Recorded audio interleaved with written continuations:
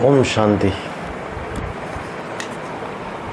जो क्रिश्चियंस हैं वो बाद में भक्ति मार्ग के बनते हैं, है ना? ये बताया था ना, पक्के बन जाते हैं। पक्के की वो कब की बात है?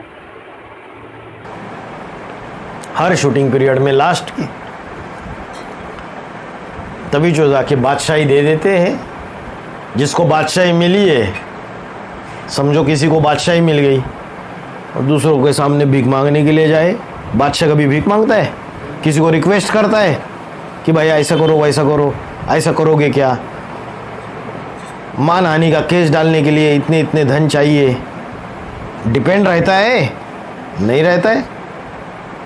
कैसे भी धन आ जाता था, केस दाखिल हो जाता था। और क्या सिम्टम है भक्ति मार्ग के?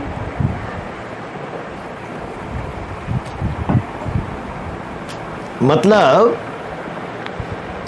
जिसको बादशाही मिल गई उसको कभी भी झुकना नहीं चाहिए किसी के सामने। पक्का भक्ति है कहीं ना कहीं, बड़ी बहन है, कहीं ना कहीं भक्ति है, तो उसकी वजह से चला गया वहां पे। अंग्रेजों ने भी जो राजाई छोड़ दी तो कहीं ना कहीं कोई ऐसी बात हुई है कि भावना में आ गए। सारी की सारी राजाई थी और अचानक 14 अगस्त 1947 को रात को 12 बजने के बाद चले गए वापस। भैया ले लो। कहीं ना कहीं भावना आहत हुई। कैसे हुई, क्या हुई, ढूंढो। शूटिंग पीरियड में हर शूटिंग के अंत में बादशाही उसको ड्रामा या ऐसा बना हुआ है, बादशाही उसको देनी ही देनी है उसको वापस। वो प्रत्यक्ष हो जाएगा और इसकी बादशाही चली जाएगी। बाप के हाथ में सारी विश्व की बादशाही चली जाएगी। दो ही पावरफुल लोग हैं, वो बाप और ये 5वें नंबर का पूर्वज। ऐसे बोला है अर्जुन को एक श्लोक में, तू कोरा कागज बन जा। चढ़ा कोरी लक्ष्मी के लिए भी बोला और फिर प्रजापिता के लिए सूक्ष्म। उधर वो अर्जुन को बोला कि तू कोरा कागज बन जा, मतलब वो उस हिसाब से बोला कि तूने जितने भी शास्त्र वास्त्र पढ़े हुए हैं पहले बुद्धि से वो निकाल दे, खाली हो जा, तब तुझे ईश्वर का ज्ञान बैठेगा। वो कोरा कागज और इसमें एक ही चीज है। मुरलिया भी तो शास्त्र ही है। जब लगातार 8 घंटा 24 घंटा ज्योतिर्बिंदु आत्मा की स्टेज में स्थित हो जाएगा तो कोरा बन जाएगा। ज्ञान बयान सारा उड़ा दो। ज्ञान का सार क्या है? मैं आत्मा ज्योतिर्बिंदु स्वरूप। उस सार में जब 100% टिक जाएगा तो शिव समान बन गया, कोरा बन गया, कोरिया। कोई रंग ही नहीं है अभी किसी का। जो भी पढ़ा लिखा जो भी है सारा भूल जाओ, खत्म। श्लोक में ये है कि ज्ञान सुनने से पहले पूरा काम है। अलग अलग संदर्भ है। फिर मैंने जिस संदर्भ में बताया आपको कि अर्जुन तू कोरा कागज बन जा, अर्जुन तू कोरा कागज बन जा, तो इस संदर्भ में भी टैली कर सकते हैं कि अभी इतना ज्ञान विस्तार को गया, अभी फिर से सार में आ जा। और दूसरा, जब प्रजापिता वाली आत्मा जब ज्ञान में आई, ब्रह्मा कुमारीज में आई, तो उसने तो शास्त्र पढ़ के रखे हुए थे। वो तो रिसर्च कर रही थी सृष्टि का आदि पुरुष कौन, वेदों की बातों को टैली करती थी, अलग अलग ग्रंथों को टैली करती थी। सबको भूल जा, कोरा कागज बन जा। वैसे भी लागू होता है। बाहर की दुनिया में कहते हैं कि क्वीन विक्टोरिया है, वो मुंबई बॉम्बे के रास्ते में भारत में एंट्री हुई है और वो क्रिश्चियन धर्म से ताल्लुक रखती है। तो बेहद में क्रिश्चियन धर्म में क्वीन विक्टोरिया कौन है और क्या बेहद का अर्थ ये है कि कोई क्रिश्चियन धर्म के बीच के द्वारा ही कोई क्वीन विक्टोरिया जो इस यज्ञ में आई? क्वीन विक्टोरिया तो लक्ष्मी के लिए बोला ना बाबा ने। सूक्ष्म में लक्ष्मी है, विक्टोरिया है, और क्रिश्चियन धर्मखंड जो फैला हुआ है वहाँ की महारानी है, तो जरूर यहाँ ब्राह्मणों की दुनिया में भी जो क्रिश्चियन धर्म का पूर्वज है उसके ग्रुप में भी कोई विक्टोरिया होगी। और सूक्ष्म में जाएंगे तो विजयमाला, लक्ष्मी के आने से रानी मक्खी जब आती है, ये सन्यासी जब निकलते हैं तब तुम बच्चों की विजय हो जाती है, विक्ट्री हो जाती है। तो उसके लिए भी लागू होता है बहुत सूक्ष्म में।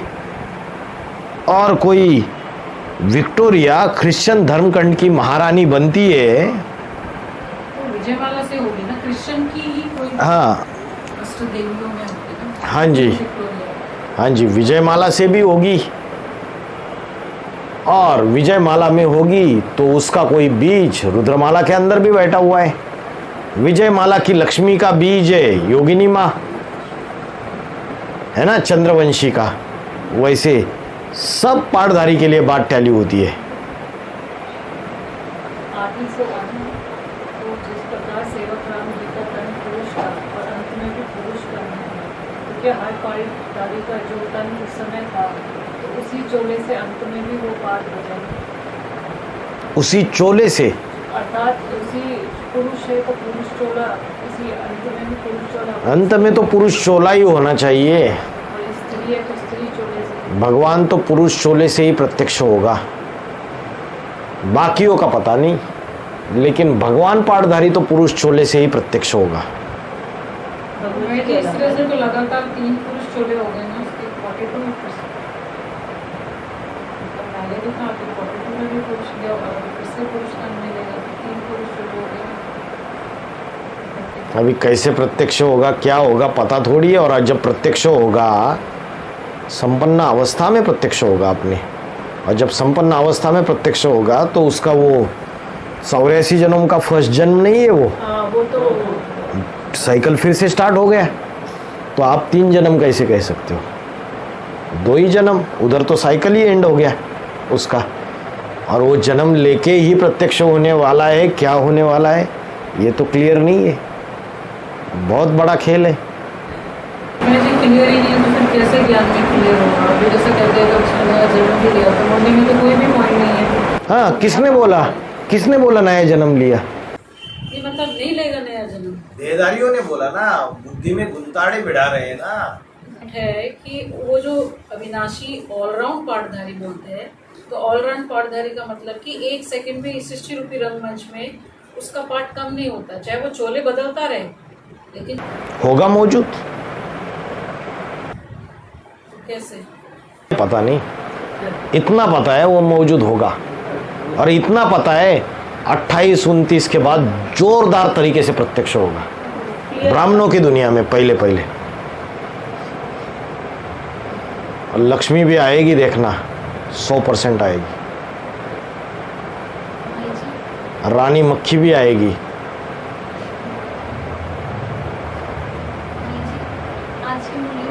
कैसे आएगी पता नहीं।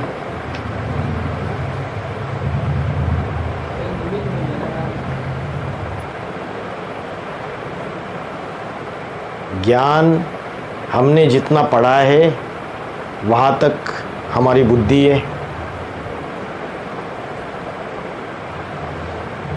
मनन चिंतन मंथन करना अच्छी बात है, लेकिन उसका जो प्लानिंग है, इतना विस्तार में ज्ञान है, इतना गहरा ज्ञान है, इसलिए बाबा ने बोला ऐसी महा महा महा भयंकर बात होने वाली है कि धरनी हिल जाएगी। बुद्धि रूपी धरनी हिल रही है ना अभी सभी की। कैसे होगा, क्या होगा? किया था कि विनाश होगा, 76 में विनाश होगा, तो सभी ब्रह्म कुमार कुमारियों ने अपनी ज़मीन प्रॉपर्टी वगैरह सारी लगा दी थी। और फिर 76 में विनाश नहीं हुआ तो कईयों ने सुसाइड कर लिया, फिर ब्राह्मण परिवार छोड़ के चले गए। कोई भी उसका अर्थ नहीं समझ पाया। तब तो ज्ञान इतना विस्तार को भी नहीं था जितना अब है विस्तार को, तब नहीं समझ पाया। उसके बाद बाप ने उसको क्लियर किया इसका क्या अर्थ था, कि उसके मन बुद्धि में आ जाएगा। तो ऐसे ये बात भी तभी क्लियर होगी 2829 में, और कुछ भी नहीं सकते उसका। हाँ, कभी किसी ने सोचा था? हाँ। कोई अष्टदेव के मन के ने सोचा था कि मनुष्य सृष्टि का बाप का जो पाठ चल रहा है, शंकर का पाठधारी जिस तन में, वो शरीर छोड़ देगा करके। 6 के बाद भी मैंने एक सुनी थी अभी कुछ दिन पहले, उसमें बाबा क्लियर कह रहे थे कि विनाश हो जाएगा, ये हो जाएगा, वो हो जाएगा 10 सालों में। तो सुनने वाले तो यही अर्थ निकालेंगे हो जाएगा विनाश, मगर बिल्कुल कुछ नहीं हुआ। तो कोई है नहीं, सिर्फ छोड़ दिया है ना, छोड़ दिया। वो तो ऐसे बोलते हैं ना, ये सब पहले सब कुछ नहीं होगा, ऐसे ही बोलते हैं।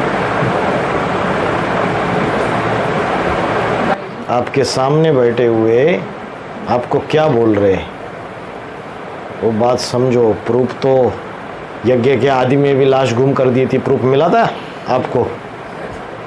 नहीं मिला था। आज की गवर्नमेंट, आज का प्रशासन, आज की पुलिस तमोप्रधान है, आज की जुडिशरी तमोप्रधान है। जब मिलेगा तब मिलेगा।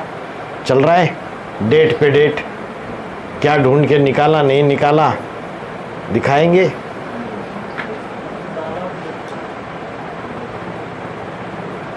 हर एक की अपनी अपनी मजबूरी है। बाकी दूसरा और तीसरा मन का सामने तो जा नहीं रहे सीबीआई की। बाकी चश्मदीद गवाहों ने जाके स्टेटमेंट दे दिए ऐसा हुआ है करके, और जो प्रूफ है उसको छुपा के रख दिया जा रहा है। उनको उनका पार्ट प्ले करना है। किन मजबूरियों में वो कर रहे हमें पता नहीं है, क्या ऐसी परिस्थितियां है हमें पता नहीं है। हमें इतना पता है जो आपको बता रहे बात है, नहीं है ऐसी बात नहीं है। क्लासेस सारे बंद है आपके अगस्त 2022 के बाद। अंदर के परकोटे से बातें निकली है, कितनी बार बता रहा हूँ। जिनको पर्सनली जानते हैं हम, एकदम नज़दीक से जानते हैं, आज उनकी हालत क्या है वो हालत देखेंगे ना तब पता चलेगा भाई।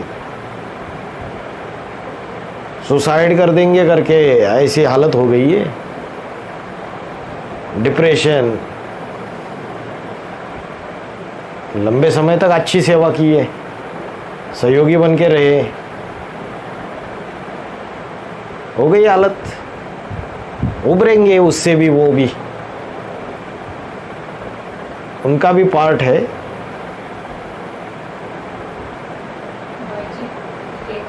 साधारण बात नहीं है, ऐसे ही धुआं नहीं उठाए। पहले उठता था, मैं खुद ही मना कर देता था।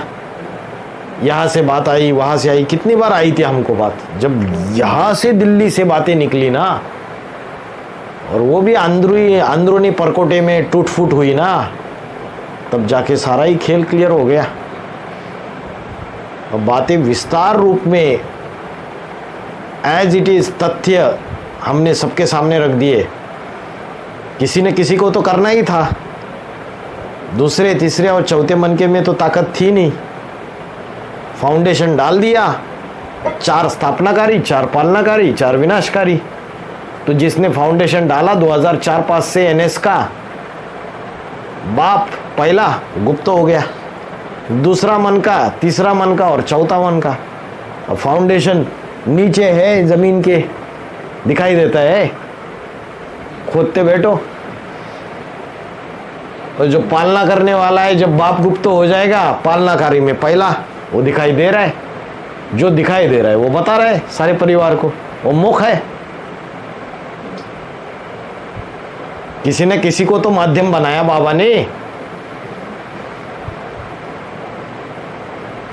जो दूसरा मड़का है, योगिनी माँ, तीसरा मड़का, चौथा, ये सब फाउंडेशन में है, फाउंडेशन वाले हैं। तो फाउंडेशन दिखाई नहीं देती, तो गुप्त रहती है। ऐसी ब्राह्मणों की दुनिया में भी फैला हुआ है कि जो अष्टदेव है वो गुप्त रहते हैं, जो रतन है वो प्रत्यक्ष होते हैं। तो फिर बाबा के लिए तो फिर उनको अष्टदेव भी बोलेंगे, तो रत्नों में भी पहला मड़का उसको ही बोलेंगे, जो पहले प्रत्यक्ष भी होता है और ज्ञानी भी सबसे ज़्यादा होती है। तो फिर सेकंड, थर्ड, फोर्थ, फिफ्थ, ये जो अष्टदेव है उनके लिए फिर क्या कैसे कहेंगे कि अष्टदेव भी तो फिर ग्लानि के साथ प्रत्यक्ष होंगे। हो गया ना प्रत्यक्ष। तो फाउंडर भी बोला ना उनको, फिर फाउंडर के आधार पर फाउंडेशन डालने वाले गुप्त रहते हैं। जैसे कि बिल्डिंग दिखाई देगी लेकिन फाउंडेशन नहीं दिखाई देती। तो प्रत्यक्ष नहीं हुए क्या दूसरा, तीसरा और चौथा मन का? प्रत्यक्षता हुई, हाँ। लेकिन अभी भी ब्राह्मण ग्लानि के रूप में प्रत्यक्षता नहीं हुई। योगिनी माँ की जाओ, अलग अलग सेंटर्स पे जाओ, बहुत ग्लानि है। क्या किया इन्होंने? ये कौन सी माँ है? क्लियर कट बोलते हैं लोग, ये कैसी माँ है? हमको तो कोई पालना नहीं मिली कभी माँ का। भाई लोग बोलते हैं हम कैसे माँ माने करके। ये यज्ञ में ऐसी चीजें हो रही है, वैसी चीजें हो रही है, क्या कर रही है ये? बहुत सारी ग्लानि होती रहती है सेंटरों पे। माना अंदर और तीसरे नंबर के मन की भी ग्लानि के रूप में प्रत्यक्षता हुई, फोटो के साथ प्रत्यक्षता हुई, चौथे नंबर की प्रत्यक्षता हुई। और कौन सी प्रत्यक्षता चाहते हो आप? अंदर से माना अंदर से उनको मालूम है यही पाठधारी है, लेकिन वो शो नहीं करना चाहते दूसरों के आगे। ये बात है ना, क्योंकि चाहे ग्लानि कर रहे हो चाहे कुछ कर रहे हो। भाई फाउंडेशन डाला, स्थापनाकारी, पालनाकारी, विनाशकारी। तो फाउंडेशन डाला 2017-18 तक। अभी कार्य नेक्स्ट वालों का है। तो 5वें नंबर का पूर्वज जो है, जैसे बाप ने पाठ बजाया वैसे घूम फिर के ज्ञान सुना रहा है, उसका रोल है अभी। तो बाकी अष्टदेव अगर गुप्त होते तो बाप क्यों प्रत्यक्ष था? बाप पहले नंबर का अष्टदेव नहीं है? तो रोल है ना हर एक अलग अलग। वो कन्या छोले है, दूसरा, तीसरा, चौथा मन का। तो उन्होंने उनकी ग्लानि के रूप में प्रत्यक्षता भी हुई है, और वो उनकी जितनी मर्यादा है उसके आधार से वो चीज़ें कर रहे, उतना ही प्रत्यक्ष हो रहे। बाकी उन्होंने लंबे समय तक बहुत सारा रोल प्ले किया। अभी पालनाकारियों का रोल है, स्थापनाकारियों का रोल हो गया, पालनाकारियों का रोल है। अभी जब सीबीआई ने बुलाया तो नहीं गए दोनों के दोनों, ना दूसरा गया ना तीसरा गया। नोटिस भेजी नाम की, इसको भेज दिया पुष्पा को, पुष्पा बहन को। जिसको प्रत्यक्ष होना है, जिनके रोल से, वो जाएंगे सामने। माना पालनाकारी ज्यादा प्रत्यक्ष होते हैं, वो सामने रहेंगे ना, वो सामने रहेंगे ना। तब वो सामने थे, सारी बहनों को पूछो। अब बाहर के लोगों को पता नहीं, वो अलग बात है। तब ये सामने ही थे सबके, चाहे तीसरा हो चौथा हो, इन्हीं के द्वारा चीजें ऑपरेट होती थी, सबको पता है। अष्टदेव जो है बाप को प्रत्यक्ष करते हैं। प्रत्यक्ष मतलब बाहर की दुनिया में होना चाहिए ना, अंदर की दुनिया वाले तो जानते ही हैं बाप को। तो प्रत्यक्षता में जो 5वें नंबर का पूर्वज जैसे मेहनत कर रहे हैं बाहर प्रत्यक्षता करने की बाप को, तो बाकी जो अष्टदेव है उनका क्या मतलब वो क्या कर रहे हैं, क्या सहयोग दे रहे हैं इस विषय में? कर रहे होंगे, क्योंकि बाहर की कुछ बहनें तो सेमिनार करने जा रही है, ऐसे सुना मैंने। कुछ स्पीच देने वगैरह जाती हैं, अंदर की बहन है सरेंडर वाली बहन, जो पुणे में वो बहन गई थी। गई नहीं थी, नहीं पर ये बोला ना कि किसी ने खड़ा कर दिया था। ना तो 8 की जो निराकारी स्टेज है वो प्रत्यक्ष करेंगे ना बाप को। हाँ जी, कि वैसे प्रचार प्रसार से निराकारी स्टेज, अव्यक्त स्टेज ही प्रत्यक्ष करेगी। अरे कार्य तीनों तरीके से होते हैं, वाचा से भी होते, कर्मणा से भी होते और मनसा से भी होते। कोई बोले हम बैठ जाए भाई, सुबह शाम वाइब्रेशन देते रहे, याद करते रहे, बस वाचा से भी ज्ञान बोला जाएगा। वो नहीं कि भाई बैठ जाए वो आत्मिक स्थिति में, वाच नहीं, मैं थोड़ी बोल रहा हूँ, मैं क्या बोल रहा हूँ, वाचा से भी ज्ञान प्रत्यक्ष होगा, उनकी हाईएस्ट स्टेज भी बनेगी, मनसा से भी, और उनकी ऐसी अव्यक्त अवस्था बनेगी, उस अव्यक्त अवस्था को भी देखेंगे, उससे भी प्रत्यक्षता होगी बाप की। वाचा से ज्ञान फैलाने के भी अष्टदेव में कोई एक निमित्त बनाएगा, अव्यक्त स्थिति से भी प्रत्यक्षता होगी, तीनों चीजें जाएगी। लोग समझते हैं कभी कभी सिर्फ अव्यक्त स्थिति है। अरे अव्यक्त स्थिति तो है ही, दुनिया में स्थूल तरीके से भी ज्ञान बाहर जाएगा, वाचा से सारी जगह फैलेगा। आज तक 1936 से यज्ञ चल रहा है, कितना आ गया 2025 आज तक। और ये मीडिया जो है ये धीरे धीरे धीरे धीरे इतना पावरफुल बनता गया, सोशल मीडिया इतना पावरफुल बनता गया, आज तक ज्ञान प्रत्यक्ष नहीं है। अरे ऐसे ही कोई एक छोटा सा जोक कर दे, कोई एक ही छोटा सा डांस कर दे या गाना गा दे, 5 लाख 10 लाख 15 लाख 25 लाख 1 करोड़ व्यूज आ जाते। तुम्हारी ज्ञान की इतनी मौल्यवान बातें, इतने रतन कौन देख रहा है आजकल? आज तक कोई नहीं देख रहा है, लेकिन समय आएगा। इसका ज्ञान का भी टाइम पीरियड होगा तो अपने आप मीडिया में जाएगा। हाँ जी, हाँ जी। इसे बोलते हैं कि मनुष्य जो है नहीं, आपके प्रश्न का जवाब तो मिला ही नहीं। क्या था प्रश्न आपका? बाकी अष्टदेव का क्या योगदान है इसमें? मतलब जैसे 5वें पूर्वज मेहनत कर रहे हैं वाचा से बाप को प्रत्यक्ष करने की, तो बाकी अष्टदेव क्या कर रहे हैं? आज यहाँ सभा में बैठे हुए ने जो अनुभव लिया, ये ब्राह्मणों की दुनिया में सबको पता चलने वाला है क्या, या पता है? नहीं लिया या नहीं लिया अनुभव? बिल्कुल क्या अनुभव लिया?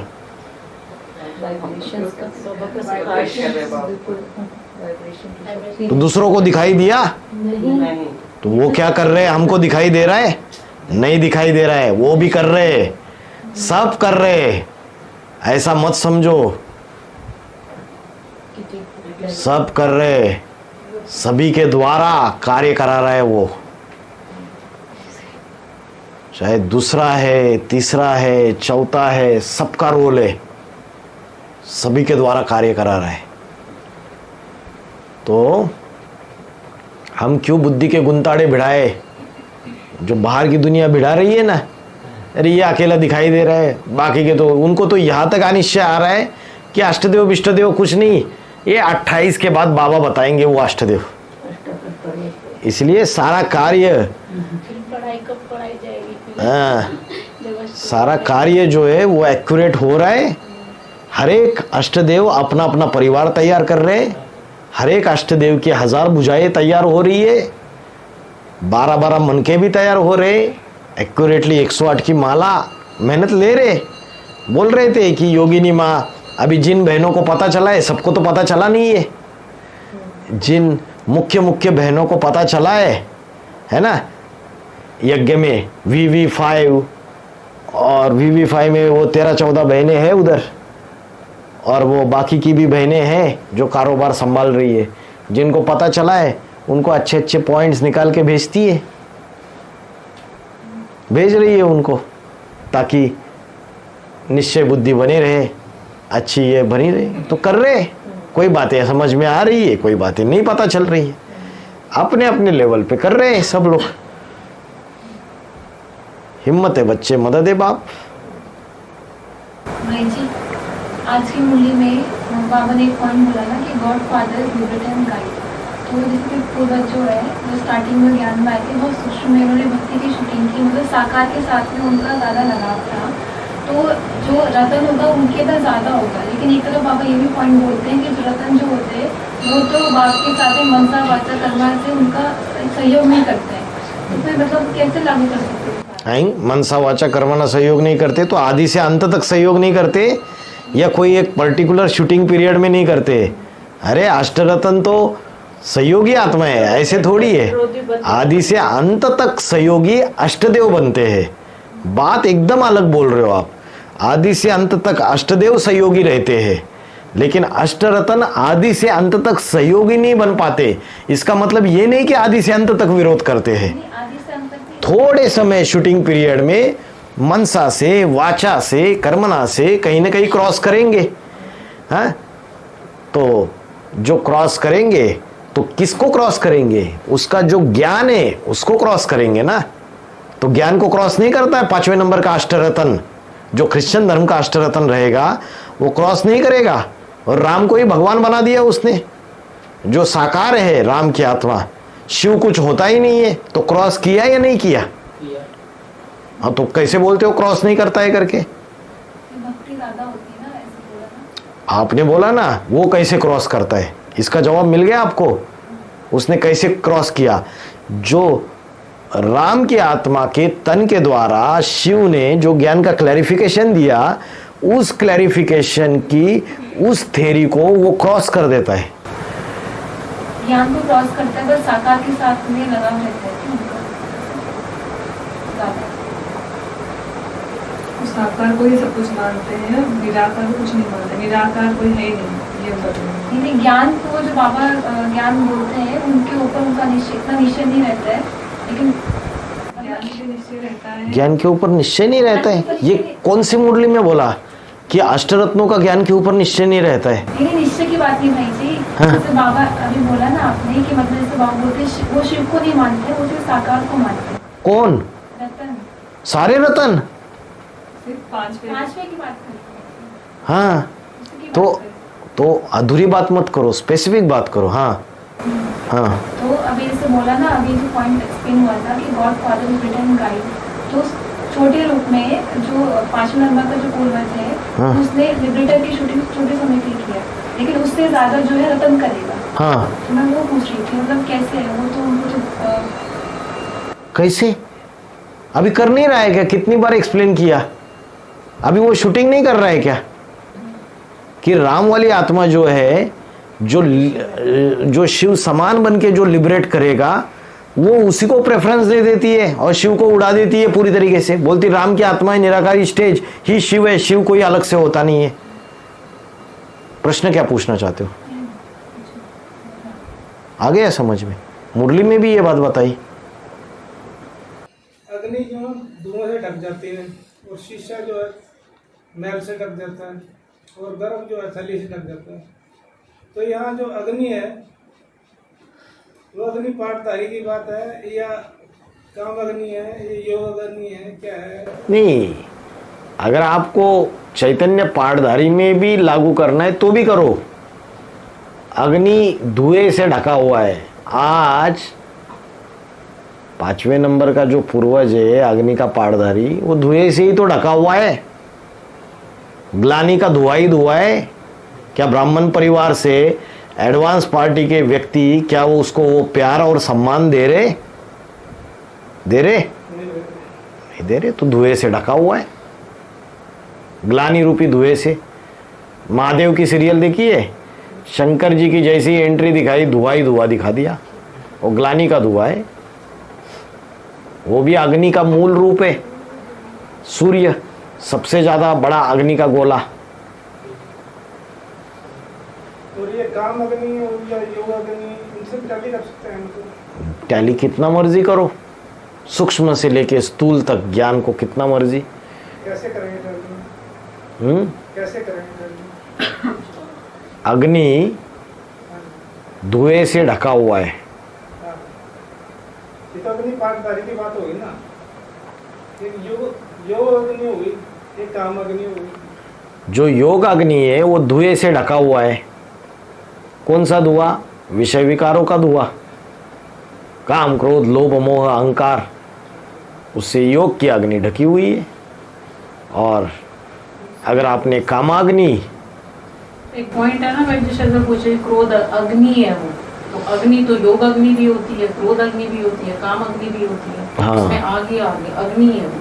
हाँ तो अग्नि को तो किसी भी रूप में ले सकते हैं। वो पॉइंट है कि स्टूडेंट में भी है शायद, है ना? हाँ है, तो संदर्भ उसको कैसे टैली करेंगे, ये क्वेश्चन है इनका। धुएं से नहीं, वो वैसे काम। धुआं निगेटिविटी की बात है, और यहाँ अग्नि जो है वो पॉजिटिव संदर्भ में लिया हुआ है। तो योगाग्नि से टैली करके दिखाया आपको, चैतन्य अग्नि पाठधारी से टैली करके दिखाया, और जो स्थूल अग्नि होता है जब जलता है वो धुएं से ढका हुआ होता है। तो जो कामाग्नि और क्रोधाग्नि ये खुद ही निगेटिव चीज़ है। निगेटिव चीज़ से ढकी हुई नहीं होती है। तो यहाँ आप कामाग्नि और क्रोधाग्नि को टैली नहीं कर सकते। यहाँ पे समझा? कामाग्नि और क्रोधाग्नि अपने आप में निगेटिव है। निगेटिव से ढका हुआ नहीं होता है, पॉजिटिव निगेटिव से ढका हुआ होता है। तो अग्नि का पाठधारी, पॉजिटिव पाठधारी, वो ग्लानि रूपी धुएं से ढका हुआ है। योगाग्नि एक पॉजिटिव चीज़ है, वो किससे ढकी हुई है? विषय विकारों से ढकी हुई है। और ये दर्पण जो है मैल से ढका हुआ है, उसके लिए दर्पण, ये भी दर्पण को पॉजिटिव ले लो, मैल को निगेटिव ले लो। मन रूपी दर्पण है, तेरा मन दर्पण कहलाए। वो मैल कौन सा मैल है? यही विषय विकारों का मैल है। और गर्भ जो है वो थैली से ढका हुआ है, उसके लिए क्या बोलते गर्भ, गर्भ को पॉजिटिव ले लो, थैली को निगेटिव रूप में ले लो। ज्ञान का गर्भ है, ज्ञान का गर्भ।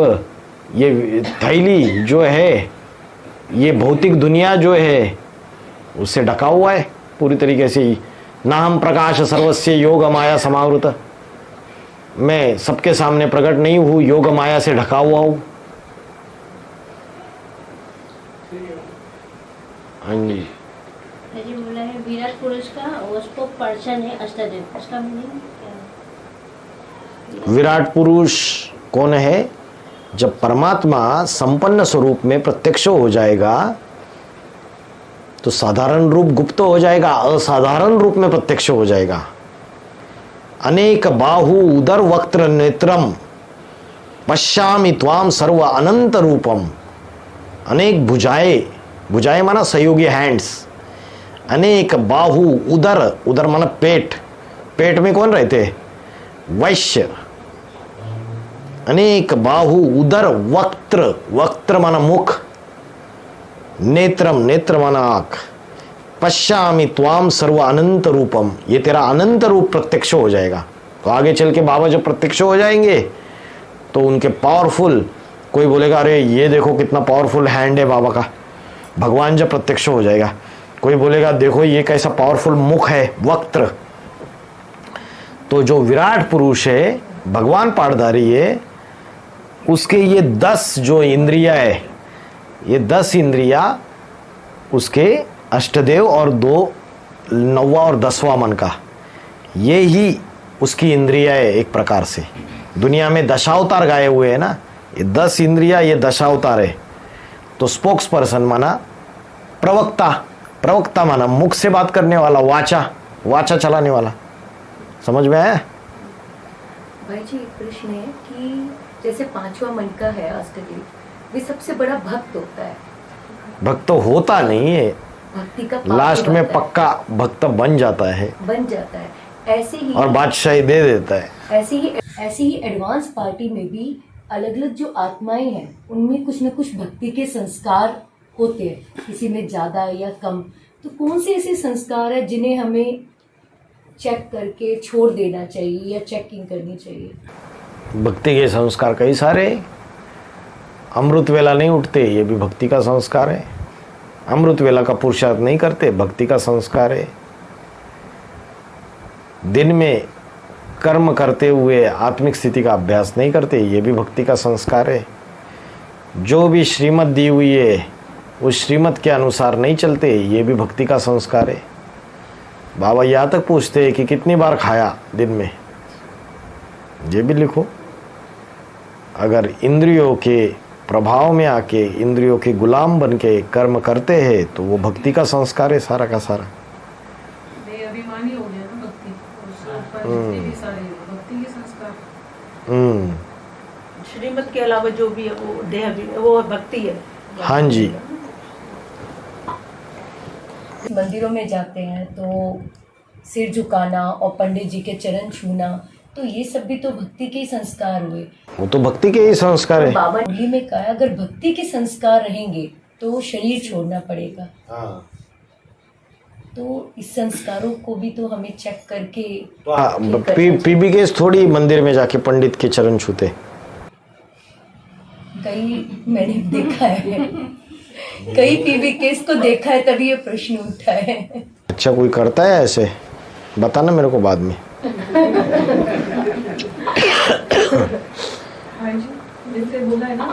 हाँ, एज अ मेडिसिन कभी किसी चीज़ों का आधार लिया जाता है एज अ मेडिसिन, क्योंकि अभी तो हमारी आत्मा संपूर्ण बनी नहीं है। हम जर्नी में कभी कभी कोई चीज़ें हो जाती है, कोई बीमारी आ जाती है, कोई सूक्ष्म शरीरधारी आ जाते हैं।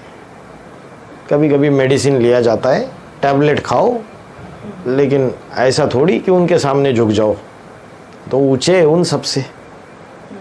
भाई जी जर्नी एक होती है पुरुषार्थ में जब सीट फिक्स ना हो, सीट फिक्स होने के बाद भी जर्नी है ना, उसमें भी ये सब चीज़ें होती हैं, तो फिर किस आधार पर लेंगे उस पुरुषार्थ को, या पुरुषार्थ कराने वाले भी बन जाते हैं सीट फिक्स होने के बाद। क्वेश्चन क्या है फिर?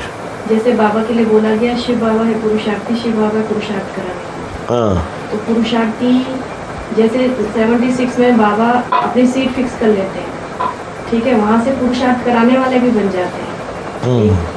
तो यहाँ पे दो बात आ जाती है, एक तो संपन्न स्वरूप है शिव बाबा का, और एक जो पुरुषार्थी स्वरूप है जो कर रहा है उस सीट फिक्स होने के बाद भी, और वो चीज़ें जो पहले घटती थी वो चीज़ें उनके बाद 76 में भी सेम चीज़ें दिखाई दे रही है।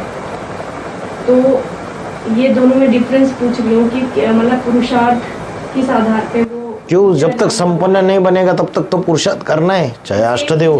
सेम चीजें मतलब रहेंगी, है ना। 69 के बाद भी अगर पुरुषार्थी है और फिक्स होने के बाद भी वो मन बुद्धि के आधार पे उनकी सीट सेट है, लेकिन जो 69 के बाद 76 तक जो पुरुषार्थी है और 76 के बाद जो पुरुषार्थी है उसमें जमीन आसमान का अंतर है।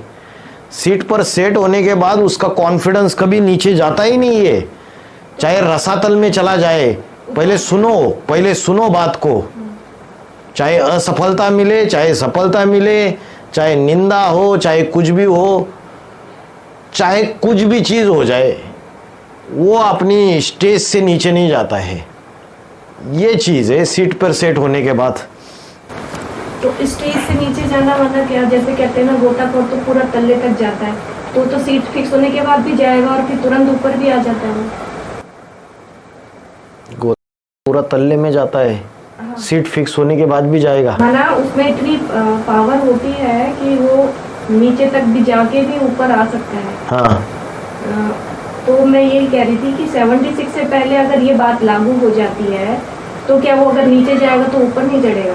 तब भी तो पुरुषार्थी ही कहलाएगा ना। या ये सिर्फ ये डिफरेंस आ जाता है कि उनकी सीट फिक्स हो गई है तो वो मतलब नीचे जाने के बाद भी वो नीचे नहीं गिरते।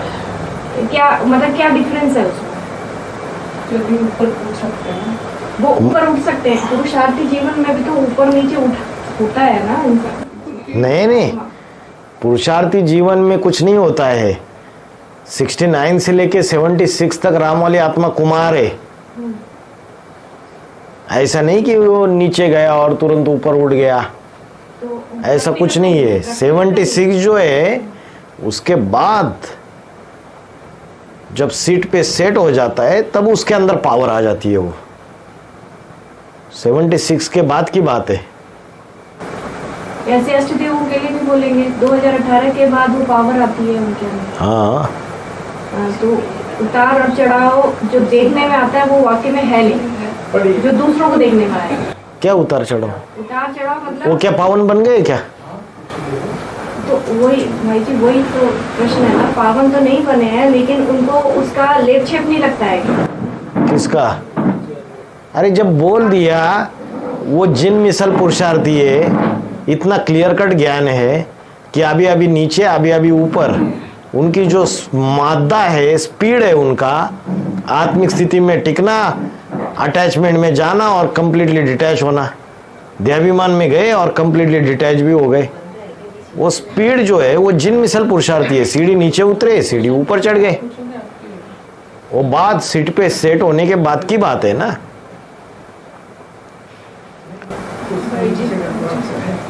बाबा ने बोला है समन्वय को नहीं दोष बताई, मतलब रवि, पावक और नदी इन तीनों को दोष नहीं लगता है क्योंकि वो समर्थ है। तो अष्टदेवों को सागर बोला है, तो सागर मतलब पहला जो है रवि और पांचवा जो है अग्नि है। तो क्या बाकी अष्टदेव नदी है? आप नदी से क्यों टैली कर रहे हो? रवि पावक जल सबकी नहीं। रवि माना सूर्य, पहला पावक माना अग्नि, और जल माना जल देवता। तीन लड़कों की बात हो रही है। तो उसका मतलब है कि बाकी सबको किसी कोई कोटा जैसे कुछ नहीं होता है। बाकी जो समर्थ नहीं है, मतलब समर्थ वो। नहीं है। बाकी जो एडवांस पार्टी में जो भी जाके दे रहे हैं आज पोतामेल की बात कहाँ से आ गई इसमें? समर्थ को नहीं दोष गुसावी, रवि पावक जल सबकी नाई। वरुणा नदी तो गहरी नदी है, बाबा ने बोला, वो तो समा लेती है कचड़े को। यह बात कचड़े को समाने की नहीं चल रही है, कचड़े को जलाने की चल रही है। कचड़े को पूरी तरीके से, कचड़ा कितना भी डालो, चाहे सूर्य के सामने डालो उसको सुखा देगा, उसको अग्नि के सामने डालो उसको भस्म कर देगा, उनके ऊपर असर नहीं होता है उसका। तो संबंध संपर्क में, कनेक्शन में आने के बावजूद उनके ऊपर उसका असर नहीं होता है। ये पाठधारी, जब बाबा ने बोला अभी लेटेस्ट वो पॉइंट आया था रामनवमी के इस पे, शबरी के झूठे बेर खाए, उसका क्लैरिफिकेशन दिया बाबा ने, शबरी कौन है। और फिर क्लैरिफिकेशन देता देते ये बोला कि झूठे बेर खाने की ताकत लक्ष्मण में नहीं थी, राम में थी। और फिर बोला समर्थ को नहीं दोष, रवि पावक जल सब में, अग्नि जल देवता और सूर्य इनमें ताकत है, बोला उनके सिवाय किसी में ताकत नहीं। तो उस कॉन्टेक्स्ट में उसकी बात है, पोतामेल देने की बात नहीं। तो भाई जी जल देवता कौन हो गए थे? कौन हो गए? जो अपने आप को, वो भी तो पुरुष चोला ही होना चाहिए था।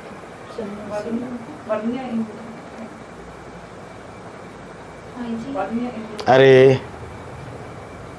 ज्ञान की इतनी गहराई है, जो पाठधारी खुद अपने इसका मनन चिंतन मंथन करके बैठता है और उसको रियलाइज होता है, तभी वो दूसरों को बताता है।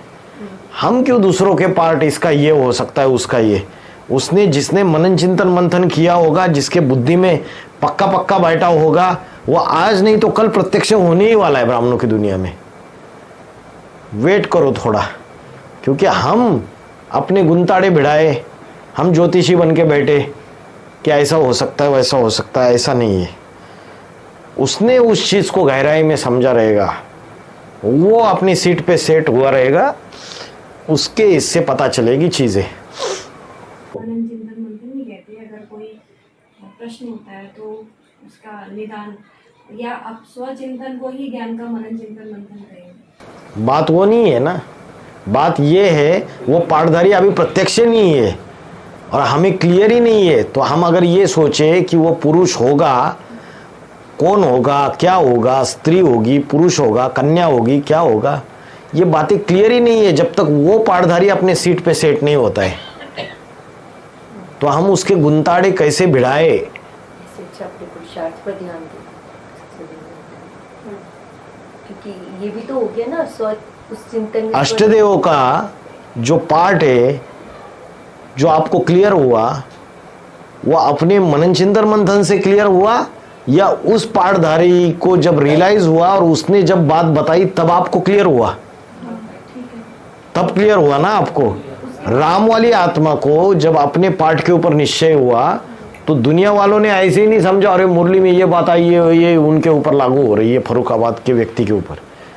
उसने बताया, खुद परिचय दिया, खुद वो ज्ञान के महावाक्य समझाए, इशारे दिए, तब जाके दूसरों को बुद्धि में बैठा। वैसे संन्यास धर्म का जो जल देवता का पाठ बजाने वाला है, वो खुद रियलाइज करेगा, अपनी सीट पे सेट होके जो बातें बताएगा, तब जाके चीजें पता चलेगी। तो जो जल देवता वाले हैं उनको पहले पता लगेगा, उसके परिवार को पहले, उसके संगी साथियों को पहले पता चलेगा। अभी जैसे आपस में तो कनेक्शन होगा ना, तभी तो ये बातें हम यहाँ से उठा रहे हैं। अगर ये तीन चीजें आई हैं, अग्नि की और जल की और सूर्य की, तो उसी से एक दूसरे से कनेक्टेड है, तब तो ये बात हमने उठाई कि जल देवता कौन है। नहीं तो क्यों उठाएंगे? प्रश्न भी तो तभी आया ना जब किसी से आंसर मिला। कहना क्या चाहते हैं? कहना यही चाहते हैं कि अग्नि देवता से पता लग रहा है, तो जल देवता के बारे में कि उसका पाठ भी ऐसे ही है, समर्थ को नहीं दोष गुसाई। तो हमें, लेकिन वो पुरुष है कि स्त्री है, इसके गुंताड़े नहीं भिड़ाने। जब तक वो पाठधारी अपने सीट पर सेट नहीं होगा तब तक ये बात क्लियर नहीं होगी, ये बात बताई जा रही है। और फिर वो उसके लिए वो बात कैसे लागू होगी वो तभी पता चलेगा जब वो पाठधारी प्रत्यक्ष हो जाएगा। अजम्पशन हो जाएगी ना, नहीं तो कंफर्मेशन नहीं हो पाएगी। मैं जवाब दे रहा हूँ, आप जवाब को भी नहीं समझ पा रहे भाई हो। जी की बात नहीं वो ठीक ये अपना पाठ खुद प्रत्यक्ष करेगा, जैसे कि वो आप जल लोग तो जो बताएंगे। भी पाठधारी होगा वो अपने आप को बताएगा कि कैसे वो समर्थ है। हाँ, ये बात समझा रहा हूँ मैं। उसे ही तो सबसे पहले अपना पाठ वो क्लियर बताएगा होगा। कि वो किस तरह से वो समर्थ किस है। तरीके से उसको वो जल किस तरीके से समर्थ है वो रियलाइज करेगा अंदर से, मैं इस तरीके से समर्थ हूँ। भाई जी जैसे कहते हैं ब्रह्मांड में ना रोशनी की गति सबसे तीव्र है, और ज्ञान में आने के बाद बाबा कहते हैं कि जो हमारे वाइब्रेशंस होते हैं, हमारे विचार होते हैं, संकल्प है, उसकी गति तीव्र जो सीधा शिव से भी आके टकराती है और शिव भी प्रकट हो जाते हैं। तो हम ये माने कि भाई जो हमारे वाइब्रेशंस है उसकी गति सबसे ज़्यादा तीव्र है विज्ञान के तौर पे, वो रोशनी की गति को भी क्रॉस कर देती है। बोलेंगे इसको क्योंकि मेटाफिजिक्स में भी बोला है कि लाइट से भी ज़्यादा स्पीड है उसकी। हाँ, वाइब्रेशंस तो स्पीड तो लाइट से भी स्पीड से ज़्यादा होगी। वाइब्रेशंस तो है ही फास्ट। भाई जी बाबा ने बोला है कि शिव जो है वो कभी अपने मुकर्रर रथ को छोड़ता नहीं है, लेकिन वो जो मुकर्रर रथ है अब तो उसने भी शरीर छोड़ दिया, तो उसका सूक्ष्म शरीर हो गया, उसका जो सूक्ष्म शरीर। ये आप प्रश्न पूछते हो, शिव अपने मुकर्रर रथ को कभी भी नहीं छोड़ता, लेकिन उसने अपने मुकर्रर रथ को छोड़ दिया। नहीं, कैसे नहीं? आपने दो कॉन्ट्राडिक्टरी सेंटेंस बोले, फिर से बोलो आप प्रश्न। मेरा ये क्वेश्चन है कि शिव जो है बाबा ने बोला है कि अपनी मुकर्रर रथ को कभी छोड़ता नहीं, हाँ लेकिन वो जो उसका मुकर्रर रथ है, हाँ मुकर्रर रथ है वो संपन्न बन गया हुआ था, वो शिव बन चुके, मतलब उस मुकर्रर रथ में अपना शरीर छोड़ दे, मैं ये बोल रही हूँ, मतलब राम वाली स्थूल शरीर धारण कर लिया ना, सूक्ष्म शरीर धारण कर लिया ना भाई जी। वो जो मुकर्रर रथ था राम वाली आत्मा का जो शरीर था वो मुकर्रर रथ था ना। मुकर्रर रथ तो उसका सूक्ष्म शरीर है। ये कितने सारे क्लासेस में बताया है, बाबा के पॉइंट्स है ढेर सारे। आप स्थूल शरीर को मुकर्रर रथ बोल रहे हो अभी भी। आप बोल रहे हो उसका मुकर्रर रथ छोड़ दिया। क्यों बोलोगे मुकर्रर रथ छोड़ दिया उसका? उसके सूक्ष्म शरीर को वो कभी भी नहीं छोड़ता है, वही उसका मुकर्रर रथ है। ये कितने सारे क्लासेस में ये बातें कई बार हो चुकी है। मैं पहले के टर्म में बता रही हूँ, मैं ऐसे कह रही हूँ कि शिव में राम वाली आत्मा के अंदर प्रवेश करता था ना, तो अभी उस पाठधारी ने अपना सूक्ष्म शरीर धारण कर लिया। तो मेरा ये क्वेश्चन है, किस पाठधारी ने सूक्ष्म शरीर धारण कर लिया? उसका जो मुकर्रर रथ है, हाँ, ठीक है, उसकी बात कर रही हूँ।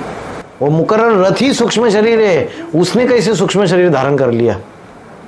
भाई जी वो ठीक है, हाँ। तो मेरा ये क्वेश्चन मेरा ये है कि वो अभी अष्टदेवों के अंदर वो आत्मा पाठ बजा रही है ना, लेकिन शिव प्लस वो आत्मा, मतलब वो जो सूक्ष्म शरीर है उन दोनों का, वो दोनों उनके अंदर प्रवेश कर, उन दोनों का सूक्ष्म शरीर मतलब?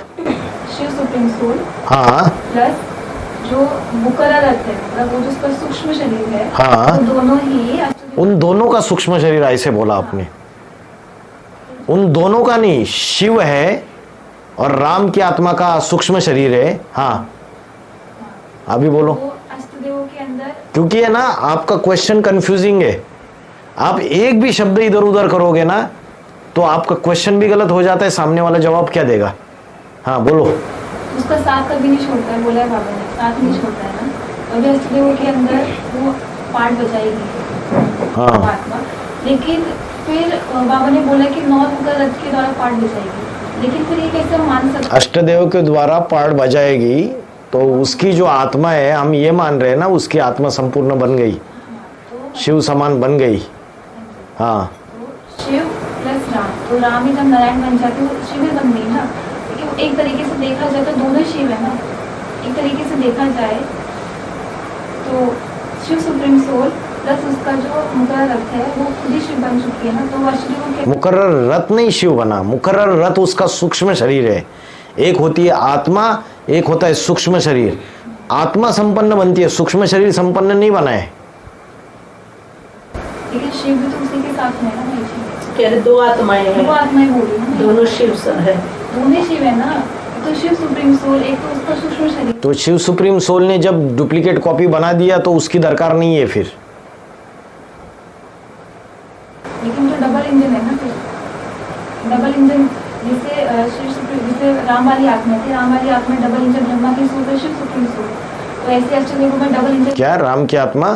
राम वाली आत्मा में बाबा ने बोला ना कि वो डबल इंजन का पार्ट बचाती है, मतलब बच्चों को डबल एनर्जी मिलती है, तो बोले बाबा। हाँ, कैसे? शिव हाँ। प्लस ब्रह्मा की सोच, मतलब ब्रह्मा से क्या मिलती है, सहन शक्ति का वो मिलता है, पावर मिलती है, बोला बाबा ने। और शिव सुप्रीम सोल से ज्ञान मिलता है, ऐसे बोला है। तो जैसे जो अष्टदेव है उसमें तो ये पार्ट बचेगा ना, फिर डबल इंजन का बचेगा ना, Shiv supreme soul plus Ram वाली आत्मा का जो सूक्ष्म शरीर है उसकी बात करिए। लेकिन फिर जो शिव है वो तो सिर्फ एक ही के अंदर। अरे राम वाले अष्टदेवों में जो नंबर 1 रुद्र है वही प्रवेश करता है, बाबा ने मुरली में बोला है। पहले पुरानी वाणियों में बात को सुनो, पहले पुरानी वाणियों में बाबा ने बोला था शिव प्रवेश करता है, बाद में रिफाइनिंग करके बोला जो नंबर 1 रुद्र है वही अष्टदेवों में प्रवेश करता है। तो वो नंबर 1 रुद्र प्रवेश कर रहा है अष्टदेवों में, शिव कहाँ प्रवेश कर रहा है? जो किसका साथ नहीं छोड़ता है? कहते हैं 100 साल तक मतलब साथ ही रहते हैं सब, इसलिए नहीं, वो तो वो मुरली का पॉइंट है, शिव की प्रवृत्ति नहीं छोड़ता है। शिव सूक्ष्म शरीर को साथ में लेके जाके 2 माताओं में प्रवेश करता था, ब्रह्मा बाबा में प्रवेश करता था, उनके द्वारा भी टेम्पररी काम किया। तो अभी वो जब शिव समान बन गया तो शिव क्यों लेके जाएगा उसको? अगर वो शिव समान बन गया है तो वही नंबर 1 रुद्र आके प्रवेश करेगा। सूक्ष्म शरीर को वो अपने खुद ही साथ में रखेगा, साथ में लेके आएगा, प्रवेश करेगा। तो यहाँ पर त्रिमूर्ति का वो जो पॉइंट है वो लागू हो सकता है क्या कि अष्टदेव भी त्रिमूर्ति के रूप में प्रत्यक्ष होते हैं? एक तो रुद्र मतलब राम वाली आत्मा प्रवेश करते हैं, खुद की एक आत्मा, और एक आधारमूर्ति, ये सूक्ष्म त्रिमूर्ति अष्टनारायण जो है वो त्रिमूर्ति के रूप में प्रत्यक्ष होते हैं। अष्टदेव नारायण वाली आत्मा हो जाएगी ना तीसरी। त्रिमूर्ति कौन कौन हो गए बताओ? एक तो नारायण, राम वाली आत्मा, एक अष्टदेव की खुद की आत्मा, 2 आत्माएं हो गई, और एक आधारमूर्त प्रवेश करते हैं ना अष्टदेव। उस हिसाब से वो त्रिमूर्ति हो गया अष्टदेव, पर एक त्रिमूर्ति के रूप में प्रत्यक्ष होते हैं। ये पॉइंट है। हाँ जी। तो शिव परमधाम चले जाते हैं। अगर राम वाली आत्मा शिव समान बन गई तो फिर शिव का काम नहीं है, बाबा ने तो यही बोला है। उसकी डुप्लीकेट कॉपी तैयार कर दी तो उसका काम नहीं है, ऐसे बोला है। चेक करते जब बच्चा बाप समान बन जाता है तो उसी को भेजता है दुकान पे, मगर बीच बीच में चेक करता है। मॉनिटर बन जाते हैं, जो मॉनिटर बनता है वो कैसे क्लास चलाता है वो देखेंगे, ऐसे करके मुरली का आया है। और ये बोला है शिव जो है वो 108 में भी प्रवेश करके कार्य करते रहेंगे अंत तक, ऐसे बोला है। शिव साक्षी हो जाएगा और राम और कृष्ण साथी बन जाएंगे। मतलब शिव जो है जब उसकी डुप्लीकेट कॉपी बनी तो छोड़ के चला गया, मतलब परमधामवासी बने, मानपुष्टि बन गया। तो वो जो सामान बना है वो प्रवेश करता है, शिव का कोई रोल नहीं है, ये ना। क्योंकि मेरा क्वेश्चन ये था कि अगर शिव अगर अष्टदेवों के अंदर प्रवेश करता तो बाबा ने ये क्यों बोला कि वो एक ही मुखर रथ के अंदर प्रवेश करता है? ये मेरा क्वेश्चन है। तो यही क्वेश्चन पूछना चाहिए था ना फिर। ये क्वेश्चन तो आपने पूछा ही नहीं। आगे समझ में आ गया, ठीक आ गया। एक ये जो बोला है, ये जो शिव है और जो ये राम वाली आत्मा है जो संपन्न बन के वो परमधामवासी बन जाती है, और शिव जो है वो क्या परमधाम में जाता है क्या? वो तो 100 वर्ष के लिए जाता ही नहीं है, तो फिर कैसे वो क्या आगे मुरली नहीं सुनाएगा? तो सुनाएगा। तो नॉन मुकर्रर रथ के द्वारा शिव जो है मुरली नहीं सुनाएगा। ये मुरली का जो पॉइंट आया था 28 सुप्रीम सोल की बात बोली है, वो परमधाम वासी नहीं बनता, बल्कि राम वाली आत्मा के लिए बोला वो शरीर छोड़ के परमधाम वासी बन जाता है। शिव जो है नॉन मुकर्रर रथ के द्वारा अपना कार्य करता है, शरीर छोड़ के परमधामवासी बन जाता है। एज इट इज शब्द, एज इट इज शब्द बोल रहे हो आप? नहीं, एज इट इज नहीं, एक एक शब्द को सोच समझ के या देख के बोलो। बुक में है, बुक में तो देख के बोलो। शरीर छोड़ के वो परमधामवासी बन जाता है करके बोला आपने अभी। ऐसा कोई वो महावाक्य है कि वो शरीर छोड़ के परमधामवासी बन जाता है? जी। तो अभी ये बात है कि वो जो राम वाली आत्मा है वो जो नारायण बन जाती है, तो फिर बाबा ने ये भी तो बोला संगमित 100 साल का है, और वो तो परमधाम में 100 मतलब सृष्टि पर 100 साल के आते हैं। मतलब ये कहा जाए कि 36 से लेकर के 18 तक ही वो समय था। तो बाकी का जो 36 से लेके क्या 36 से लेकर के 18 तक ना वो राम वाली आत्मा संपन्न बन गई, वो शिव बन गई ना। अगर ये बात यहाँ पर ये आ रही है कि शिव जो परम धाम वासी बन गए, वानप्रस्थी बन गए, मतलब वो चला गया, मतलब बाकी का जो आधा समय बचा, तो फिर हम कैसे किसी को अगर किसी को एक्सप्लेन करेंगे तो क्या बोलेंगे? अगर शिव परम धाम चला गया, उसकी सोच ही नहीं है, तो बाकी के 18 से लेकर के 36 का जो समय है फिर वो क्या होगा? क्या हुआ मतलब? कह रहे 2018 नहीं से समझ गया मैं, मतलब आपको पूछ क्या हुआ मतलब क्या? तो बाबा ये जो बोलते हैं कि शिव जो है 100 साल के संगम में आते हैं ना, हाँ तो किसके लिए बोला गया कि शिव जो है वो तो 18 तक ही उनका काम है, शिव सुप्रीम स्वरूप। हाँ हो गया उसका काम, तो उसको बना दिया, वो डुप्लीकेट कॉपी तैयार हो गई, उससे वो शिव के समान बन गया, उससे काम चलेगा अभी। पर 100 साल तो भी बचे हैं ना, पूरे नहीं हुए ना, यही कह रहे हैं। तो है ना, समय बचे हैं उसका। जैसे बोला है ना शिव बाबा सदा कायम है, सृष्टि पर रहेंगे, तो बाबा ने इसका मतलब भी समझाया था कि शिव बाबा सदा कायम मतलब शिव तो जब आप समान बना देता है किसी को, तो वो तो इस सृष्टि को सदा कायम है ही, हाँ। तो शिव की क्या जरूरत है ऐसे। हाँ लेकिन फिर ऐसे भी कई मूल्यों में बोला है शिव का कार्य जो है एटलीस्ट 20 तक चलेगा, क्योंकि वो 108 में भी प्रवेश कब तक चले, क्या बोला? एटलीस्ट क्योंकि जब राम वाली आत्मा नारायण बनेगी तब वो पवित्र बन जाएगी, पावन बन जाएगी, तब उसमें से शिव आ नहीं सकते, क्योंकि वो आते हैं पतित तन में, और तब वो यहाँ पे सृष्टि पर नहीं रह सकते, क्योंकि वो विनाश की शुरुआत तो राम वाली आत्मा बनी नहीं क्या 2018 में? ज्ञान के अनुसार 2028 आत्मा में, आत्मा तो संपूर्ण बनी ना, लेकिन नारायण बनने का मतलब शरीर भी संपन्न बनने का ना। नहीं ना, उसकी आत्मा संपूर्ण बन गई, उसका सूक्ष्म शरीर समझो पतित है ना, ये शिव हो गया और ये उसका साकार रथ हो गया, है ना। सूक्ष्म शरीर तो पावन नहीं बना, और उसको बनाना भी नहीं है अभी, उसको अंत तक कैरी करना है उसको। अगर वो सारा ही ये हो गया तो खेल ही खलास, फिर उसको 100% साकारी अवस्था में भी रहना है, 100% निराकारी अवस्था में भी रहना है। तो उसका जो आत्मा पावन बन गई, वो शिव के समान हो गई, और जो सूक्ष्म शरीर है उसको वो कैरी करेगा, वो पतित है।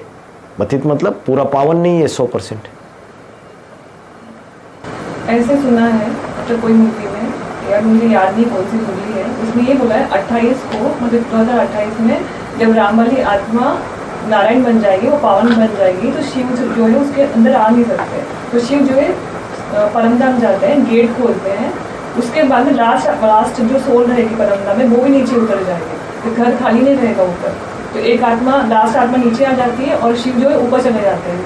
उसके बाद में जब गेट खुल जाता है, फिर शंकर वाली आत्मा का कार्य होता है विनाश करना, उसके बाद में सारी मतलब सारे आत्माओं को जो है परमधाम लेके जाना, जैसे कल्पुष में लिखा है, ऐसा हमने सुना है। तो फिर अगर शिव चले गए अभी, तो शिव का कार्य नहीं है, 108 में कौन प्रवेश कर रहा है? 108 में क्या रुद्री प्रवेश कर रही है? हाँ, ये तो रिफाइनिंग है ना ज्ञान की। पुराने वाणियों में बोला था कि शिव प्रवेश करता है, बाद में क्लैरिफाई कर दिया कि नंबर 1 रुद्र ही उसका जो मुकर्रर रथ है वो प्रवेश करता है, सूक्ष्म शरीर उसका, उसकी आत्मा तो पावन बन गई, वो अपने सूक्ष्म शरीर को जाके प्रवेश करता है। ये वाणी भी 2019 के बाद ही है। दिखाओ एज इट इज, एक भी शब्द इधर उधर हो जाता है तो प्रॉब्लम हो जाता है। रुद्र कहलाते ही तब है जब रुद्र प्रवेश करते हैं, रुद्र की प्रवेशता के बाद वो रुद्र कहलाते हैं 11।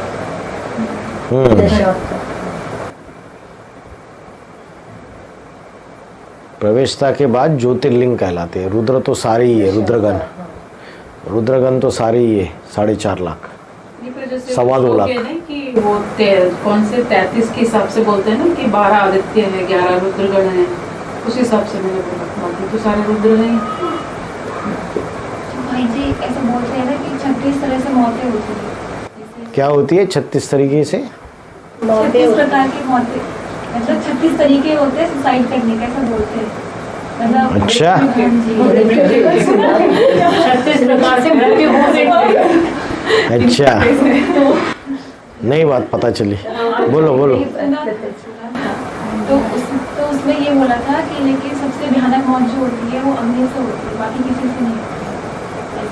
मतलब जलने से जितना दर्द होता है, उतना अगर कोई व्यक्ति अगर आज चट्टान से कूदेगा सुसाइड करने का इतना पेन नहीं होता, लेकिन जब वो खुद को जला करके मरेगा तो उसको ज़्यादा पेन होता है।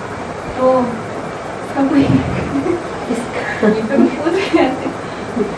धीरे धीरे मरेगा, तो एक साथ में मरेगा, मतलब तड़प तड़प तड़प के मरेगा। क्वेश्चन क्या हुआ पूरा कंप्लीट नहीं समझ में आया। 12 सूर्यवंशी, 12 चंद्रवंशी और 12 इस्लामवंशी 36 हो गए। पहली 36 आत्मा 108 के माला में और देहाभिमान से मारने की निमित्त बनेगी, कहीं ना कहीं देहाभिमान खत्म करने के निमित्त बनेगी। तो उसमें जो बाकियों का मरना तो इजी हो जाता है, उनको ज़्यादा तकलीफ होगी मार खा खा के।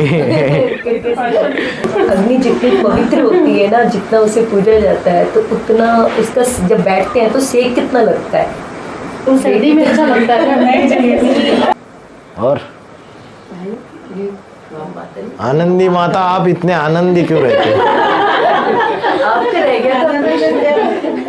बोलिए बोलिए। नहीं, जैसे पहले तो भक्ति मार्ग में इतने मंदिर नहीं बनते थे, गांव-गांव में कहीं भी बनवा दे रहे हैं। तो मंदिर बन रहे हैं हनुमान के, गणेश के, देवी के, भूमिया कहते, भूमि को पूजते हैं, मतलब धरती को पूजते हैं, उसका भी मंदिर बना देते हैं। पहले तो पत्थरों को होती थी, पत्थर को खड़ा करके दो पत्थर रख के उनकी पूजा कर देते। अब उनकी जगह मंदिर बन गई, लाखों रुपया खर्च कर रहे हैं, हजारों लाखों रुपया खर्च कर रहे हैं, जिसके पास कुछ भी नहीं है वो भी अभी देने को मजबूर है वहाँ। तो ये शूटिंग कहाँ की है? यहाँ शूटिंग होती है। अभी कोई पूछ नहीं रहा है ना, 5वें नंबर के पूर्वज को पूछ रहा है, तो जानते ही नहीं थे कोई अनुमान क्या। 5वें नंबर के पूर्वज को पूछ रहा है, वही अनुमान है ना। देवियों को पूछ रहा है, सारे गुप्त में पुरुषार्थ कर रहे सारे के सारे। अब बाद में जब धीरे धीरे धीरे धीरे पता चलता जाएगा, मान मर्तबा उनका बढ़ता जाएगा, बड़ा मंदिर बनेंगे और फिर ढेर सारी भीड़ लग। ये बोल रही हूँ, मगर बिना सुना तो मंदिर किसके बना रहे हो? उनको ये उनको पता अरे है ना माता जी, अरे ज्ञान नहीं मालूम है ना। अरे वो तो जो आत्माएं द्वापर युग से उतरी है नीचे। कहते कि तुम ये ज्ञान सुनो, जो यहाँ लगा रहे हो, ये पत्थरों पर लगा रहे हो, ये मूर्ति पर लगा रहे हो, ये इस अच्छा तो मतलब शिव भक्ति भी तो पूरी होनी है ना माता जी। मेरा ये हाथ है, मेरे को यही खुंदक आती है कि क्यों बना रहे? खुंदक क्यों आती है? द्वापर युग और कलयुग में जो आत्माएं नीचे उतरी है, वो अंदर से बहुत फील होती है, मगर इतना बाबा की सेवा में लगाते तो कितना सुंदर। बहुत ज्यादा पैसा खर्च करने लग गए। एक नहीं, हर गली में ही आप कहोगे भंडारे हो रहे हैं, ये पूजा हो रही है, ये सत्संग हो, ऐसा लगता है कि तरीका भी तो होना चाहिए, उसमें भी भक्ति भी तो रॉयल नहीं लग रही ना। तो ब्रह्मा कुमारीज में कलयुग की शूटिंग में कितना ढेर सारा भक्ति हो रहा है, कितना देवियों को सजाया जा रहा है, कितना पैसा खर्च किया जा रहा है। यहाँ भी होगा, थोड़ा रुको। किसी को ज्ञान सुनाते हैं तो वे ये कहते हैं कि आप ब्रह्मा कुमारी को, ब्रह्मा कुमारी का नाम सुनते ही तो वे समझ जाते हैं आत्मा, लेकिन बाकी फिर हम कहते हैं नहीं, हम शिव के ज्ञान सुनाते हैं, उस नाम पर नहीं जाते हैं। अनपढ़ पढ़े लिखे के आगे भरी ढोएंगे। तो जो पढ़े लिखे हैं ज्ञान में, जिन्होंने पुरुषार्थ किया है, कल जाके जो उसके नीचे वाले तबक्के के होंगे, जिनकी इतनी अवस्था अच्छी नहीं होगी, वो जाके माथा टेकेंगे, वो जाके मंदिर बनाएंगे, वो देवियों को बिठाएंगे, सब कुछ होगा, मान मर्तबा देंगे, देवियों को देंगे, देवताओं को देंगे, पीछे पड़ जाएगी दुनिया। कलयुग के लास्ट शूटिंग में तो जोरदार चीज़ें होगी। वो भी अपने से थोड़ी बना रहे हैं, भी मांग के बना रहे हैं। तुम भी दो, ये भी देंगे, 15,000 ये देंगे, 2,000 ये देंगे। तो ब्रह्मा कुमारीज में भीख नहीं मांगते क्या?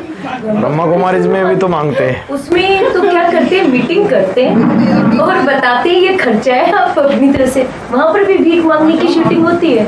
हाँ भाई जी, कल एक दिन जब राम मंदिर का केस का वर्डिक्ट आ रहा था, जजमेंट आ रहा था, और जजेस जजमेंट लिख रहे थे, तो उसमें एक जज थे, उनका इंटरव्यू आया था चैनल पे। उन्होंने एक किताब लिखी थी, उन्होंने ना वक्तव्य बताया था कि जब वो जजमेंट ये लिख रहे थे या जब प्रोसीडिंग्स चल रही थी राम मंदिर की, तो एक अदृश्य शक्ति थी जिन्होंने उनसे वो जजमेंट लिखवाया था। वो ऐसे कह रहे थे कि उन्होंने जो जजमेंट लिखा, उन्होंने नहीं लिखा, किसी और ने उनसे लिखवाया था, और उनके ऊपर बहुत दबाव भी था, परंतु उन्होंने उस दबाव को भी छोड़ के उस शक्ति में जिन्होंने लिखवाया, और एक मत में वो जजमेंट सबने लिखा था। तो क्या जैसे ये जजमेंट आया है राम मंदिर का, उसी प्रकार से जब ये गीता का भगवान का जो केस लगेगा तो क्या अदृश्य शक्ति उस समय भी प्रवेश करके कार्य करवाएगी? अदृश्य शक्तियाँ तो प्रवेश कर ही रही है, इंस्पिरेटिंग पार्टी तो काम कर ही रही है। जो अभी जो क्वेश्चंस लोगों के रहे पड़े हुए हैं ना, बाप कैसे प्रत्यक्ष होगा, किस पर्सनैलिटी में प्रत्यक्ष होगा, लक्ष्मी कैसे आएगी, कैसे क्या होगा, ये सारा ही इंस्पिरेटिंग पार्टी समय आने के बाद सारी चीज़ें रिवील करवाएगी, किसी न किसी को मीडियम बना के। और जैसे अभी ज्ञानवापी मंदिर का भी केस चल रहा है कि इतने वर्षों से वहाँ पे गौरी माता की पूजा होती थी, लेकिन वो भी 1900 के दशक में आके कांग्रेस सरकार के दौरान बंद करवा दी गई मुसलमानों के दबाव में, और वर्शिप एक्ट लागू कर दिया गया। इससे पहले वो पूजा करने जाते थे, और जब अब केस खुला है, अभी की सरकार में केस खुला है, और अब कृष्ण जन्मभूमि का भी केस आ रहा है। और एक यूपी में एक शहर है संबल गाँव, जहाँ पे मस्जिद के नीचे मंदिर मिल रहे हैं और खुदाइयाँ हो रही है।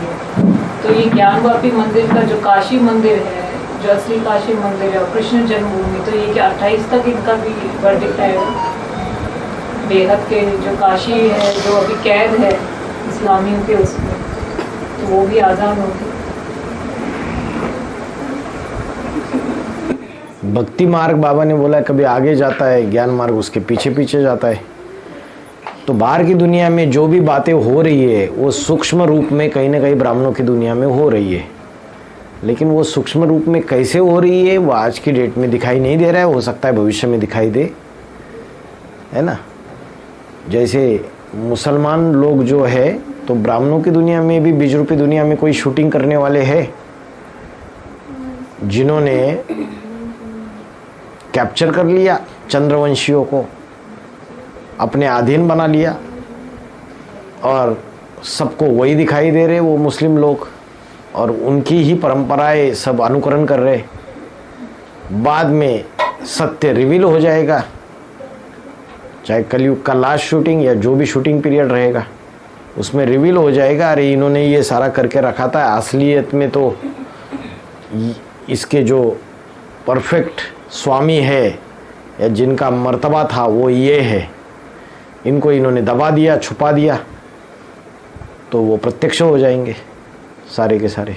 और ये अभी जो वक्फ प्रॉपर्टी का केस चल रहा है, जो बिल पास हुआ है, उसमें जैसे इस्लामी या मुसलमानों को एक आज़ादी थी एक वोट के द्वारा कि वो किसी भी संपत्ति को क्लेम कर सकते हैं कि वह संपत्ति हमारी, और अपने अंडर में ले लेते हैं। तो क्या बेहद में भी इस्लामी या मुसलमान द्वारा ये शूटिंग बीजों में हुई है कि वो किसी भी यज्ञ की प्रॉपर्टी को अपने अंडर में ले लेते हैं? ले ही तो रहे, अभी वही तो चल रहा है माया बेटी का काम। सारी छीना झपटी करके सत्ता ले रही है। योगिनी माँ को भी साइड कर लिया, और जगह जगह पे अपना आधिपत्य स्थापित कर रही है। बहनों को अपने तरीके से पट्टी पढ़ाती है, इंचार्ज बहनों को, उनको अपने तरीके से ट्रेनिंग देती है। और जैसे यूपी पहला प्रदेश है जहाँ पे उन्होंने सबसे पहले जो नमाज है सड़कों पे बंद करवाई थी, और यूपी पहला प्रदेश है जिन्होंने अपना स्टेट में ना वक्फ प्रॉपर्टी एक्ट के दौरान जो उन्होंने कैंसिल किया था कि जो 30 साल के अंदर जितनी भी प्रॉपर्टीज़ हैं वो सब वापस ली जाएगी। तो ये जो बेहद का यूपी है, जिसके लिए बाबा ने कहा है यूपी को धर्म युद्ध का खेल बनाना है, तो उस बेहद के यूपी को कैसे जोड़ के देखते हैं? यूपी को तो बाबा ने सनातन धर्म से या हिंदू धर्म से जोड़ा है। तो सूर्यवंश और चंद्रवंश इनके लिए पहले पहले लागू होगा। यूपी के लिए बाबा ने राम वाली आत्मा के लिए भी टैली कर दिया, जिसने ज्ञान को यूं ही पी लिया। तो लास्ट शूटिंग में उन सबको, चाहे जो सड़कों पर नमाज पढ़ रहे दिखावा करके, जिससे दूसरों को तकलीफ हो रही है, और अपनी अपनी धारणाएं मुसलमानों की प्रस्तावित करके रखी है यज्ञ के अंदर, उन धारणाओं को खंडित कर देगा। कोई आदित्यनाथ योगी भी होगा, उसका कोई फॉलोवर बेहद में, वो खंडित कर देगा उनकी धारणाओं को, और फिर से सनातन धर्म की धारणाएं पुनर्स्थापित करने के निमित्त बनेगा। उन्होंने जो रास्ता अपनाया है वो कानूनी रास्ता है, तो कोई कानून के सहारे ही प्रॉपर्टी वापस ली जाएगी उनके कब्जे से बेहद में। हाँ जी, कानून माना श्रीमत। कानून माना श्रीमत, मुरलियों की श्रीमत, मुरलियों के डायरेक्शंस। 5वें नंबर पूर्वज कानून से ताल्लुक रखते हैं, तो उनके द्वारा ही प्रॉपर्टी वापस ली जाती है। यहाँ कोई हद की प्रॉपर्टी है नहीं। यहाँ ज्ञान के आधार से जो अपने अपने गढ़ बना के रखे, अपना अपना वर्चस्व प्रस्थापित कर रखा है, उसकी बात है। यज्ञ में भी जो प्रॉपर्टीज है, जो हेराफेरी हो रही है, जो मिसमैनेजमेंट हो रहा है, तो उसका भी कानूनी तौर पे सही बताना करना। जो स्थूल प्रॉपर्टीज में ऐसी तो ज़्यादा कोई हेराफेरी हुई नहीं है, बस इतना है कि उसको प्रॉपरली मैनेज नहीं कर पा रहे, मेंटेनेंस नहीं दे पा रहे, ये बात आ रही है। हाँ, ज्ञान की प्रॉपर्टी में तो बहुत सारी हेराफेरी हो रही है। या जैसे योगिनी माँ है, वो भी कुछ बोल नहीं रही है, तो डायरेक्शन दिए जाते हैं कि भाई ऊपर से ऑर्डर आया है, ऊपर से माँ ने ऐसे बोला है, तो उनके नाम पे जो आदेश पारित हो रहे हैं, तो उसमें जो धांधलियाँ हो रही है, तो वो भी एक गलत संदेश जा रहा है। मिसयूज तो हो ही रहा है। उनके कंधे पे बंदूक रख कर चलाई जा रही है, पीछे से चलाने वाले अलग है। उनको सामने रख के कठपुतली की तरह काम किया जा रहा है। तो क्या ऐसा समय आएगा जब वे अब सामने आएंगी और अपने कंट्रोल में लेगी और यूपी का धर्म युद्ध का खेल दिखाएंगी, क्योंकि वे भी यूपी से ही ताल्लुक रखती है और योगियों में वो भी धर्म युद्ध का खेल अभी नहीं दिखा रही। धर्म माना धारणा, उसको तो धारणाओं का युद्ध तो चल ही रहा है। उसके अंदर अनेक अनेक प्रकार की विपरीत धारणाएं यज्ञ के अंदर प्रस्थापित कर रहे हैं। बाबा गुप्त होने के बाद अनेक अनेक पाठधारी, तो उस धारणाओं की युद्ध तो चल ही रही है, उसका खेल। ठीक है, ओम शांति।